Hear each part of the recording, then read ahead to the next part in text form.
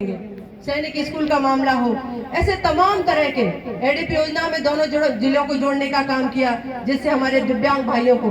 जिनकी वो पात्रता रखते हैं, जिस भी उपकरण की उनको वो दिया जाता है, डायरेक्ट हमारे प्रधानमंत्री जी की योजना है। ऐसे तमाम तरह के कार्यक्रम योजनाएं, उसमें हमारी दोनों सरकारों ने किसी भी वर्ग को छोड़ा नहीं है। किसानों के कल्याण की बात हो, हमारे युवाओं की कल्याण की बात हो, हमारी माताओं बहनों की कल्याण की योजनाओं की बात हो, लगातार योजनाएं अगर गिनाने बैठे तो मंच पर वास्तव में सब कार्यकर्ता, सब नेतागण अगर योजनाएं गिनाएंगे तो निश्चित तौर पर सुबह से शाम तक, और वो योजनाएं आप सब जानते भी हैं। इसलिए मुझे लग रहा है आज के अवसर पर योजनाएं गिनाने का समय नहीं है। लेकिन यहाँ बूथ का कार्यकर्ता बैठा हुआ है, जब हम बूथ पर कार्य करेंगे तो वो सब हमें याद करानी पड़ेगी। आप सब यहाँ कहीं ना कहीं हम किसी न किसी दायित्व का निर्वहन कर रहे हैं, हम कार्यकर्ता भी हैं, हम नेता भी हैं, तो ये आप सबके कंधों पर बड़ी भूमिका है। जो भी हमारी केंद्र सरकार ने, हमारी प्रदेश सरकार ने, जो भी नीचे तक, चाहे छोटे से छोटी योजना हो, चाहे बड़ी से बड़ी योजना हो,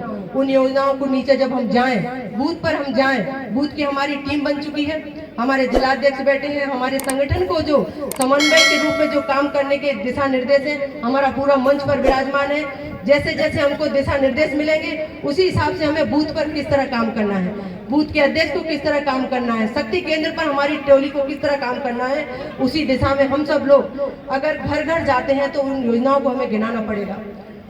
उनके यहाँ बार बार जाना भी पड़ेगा। देखिए कई तरह के लोग होते हैं,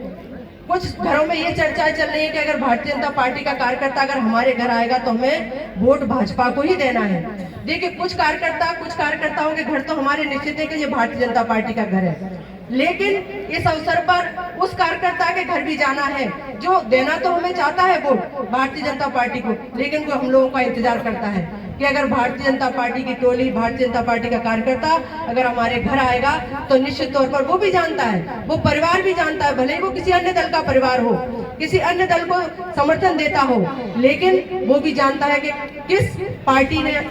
आज जो विकास किया है वो किस दल ने किया है। तो वो जानता है कि मोदी जी के नेतृत्व में और शिवराज जी के नेतृत्व में सिर्फ विकास करने वाली भारतीय जनता पार्टी की एकमात्र सरकार है, जो गांव-गांव तक का विकास, शहरों का विकास, और मुझे लग रहा है विकास की अगर बात करें तो ऐसा कोई क्षेत्र नहीं है जो विकास से नहीं जुड़ा।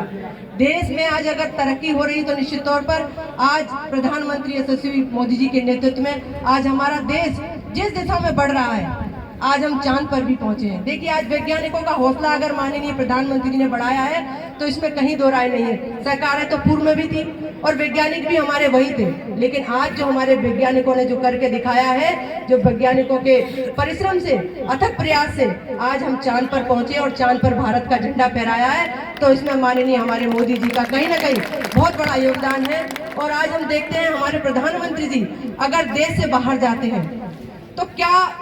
माहौल रहता है, लोग उन्हें सुनने के लिए उतावले रहते हैं, उनकी बातों को सुनना चाहते हैं कि आज भारत के प्रधानमंत्री आए हैं तो वो हमें क्या कह के जाएंगे। और आज हमारा देश देने वाला देश है, ये बड़ी बात है। आज अगर हमारा देश विश्व गुरु की तरफ बढ़ रहा है तो निश्चित तौर पर प्रधानमंत्री जी के नेतृत्व में आगे सतत बढ़ेंगे। और जिस तरह उन्होंने सीमाओं की चौकसी की है, हमारे सभी जल थल हो, चाहे हमारा वायु थल हो, हमारे सभी विभागों को उन्होंने जिस जोरदारी से, जिस दिशा में उन्होंने काम किया, निश्चित तौर पर बहुत बड़ी तारीफ है। और तारीफ हम नहीं कर रहे, तारीफ अन्य नेतागण भी करते हैं, अन्य देशों के लोग भी करते हैं कि आज जिस तरह भारत में तरक्की हो रही है, आज जो हमारा भारत देश हर क्षेत्र में आगे बढ़ा है और क्षेत्र देने वाले बना है, चाहे मेडिकल के उसमें हो, चाहे खाद्यान्न में हो, हर दिशा में हमारा देश आज तरक्की कर रहा है और देने वाला क्षेत्र बना है। तो मैं तो यही कहूंगी, योजनाएं बहुत हैं, नीतियां हमारी बहुत अच्छी हैं, लेकिन उन नीतियों को, उन दिशा निर्देशों को हम अगर बूथ तक उतारेंगे, प्रत्येक परिवार में जाएंगे, क्योंकि ये वास्तव में बड़ा काम है। इसी तरह विकास हमारा विधानसभा में भी चलता रहे और जिले में भी हमारा विकास रूपी जो रथ है वो रुके नहीं। इसलिए हम सबको जो आगामी हम लोगों को 5 साल में जो विकास दिखने वाले हैं, और भी नए विकास जो आएंगे, तो निश्चित तौर पर वो कब आएंगे, जब हमारा भारतीय जनता पार्टी का कार्यकर्ता बूथ पर, मतदान पर अपने बूथ को जिताकर पहुंचाएगा। देखिए, हमें कहीं किसी की चिंता नहीं करनी है, हमें बगल के बूथ पर क्या हो रहा है उसकी चिंता नहीं करनी है, लेकिन हम जिस बूथ पर हैं, जिस बूथ की जिम्मेदारी हमें पार्टी ने दी है, उस बूथ पर हमें ज्यादा से ज्यादा मतों से जिताकर भारतीय जनता पार्टी के प्रत्याशी सम्मानीय भाई साहब राकेश शुक्ला जी को जिताकर पहुंचाने का काम ये कार्यकर्ताओं का, वास्तव में आप सबकी जो टोली बैठी हुई है, आप सबकी बड़ी भूमिका है। और जैसा कि लक्ष्य भाई साहब ने रखा, मैं तो यही कहूंगी कि जिस तरह आपने लोकसभा में जो मंच पर इतने सभी सम्मानीय नेतागण विराजमान हैं, इन सबके नेतृत्व में लगातार, और आपकी सबकी बड़ी भूमिका, क्योंकि नेतृत्व भी जब भी उभर कर आता है जब कार्यकर्ता कहीं ना कहीं हम सबके सपोर्ट में खड़ा रहता है। तो जिस तरह आप सब ने लोकसभा में मुझे यहाँ से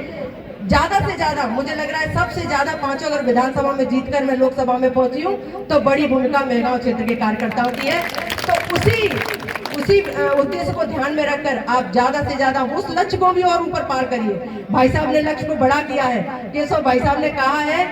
50,000 लक्ष्य रखना है, तो निश्चित तौर पर वो लक्ष्य बहुत बड़ा है। लोकसभा में शायद 50 से कम जीती हूँ, लेकिन दादा ने लक्ष्य बहुत बड़ा रख दिया है। तो आप सबके कंधों पर भाई साहब ने लक्ष्य को बड़ा किया है, तो उस लक्ष्य में बिल्कुल भी ऊपर नीचे नहीं होना चाहिए, और उसी दिशा में हम सबों को मेहगांव विधानसभा के प्रत्येक बूथ से,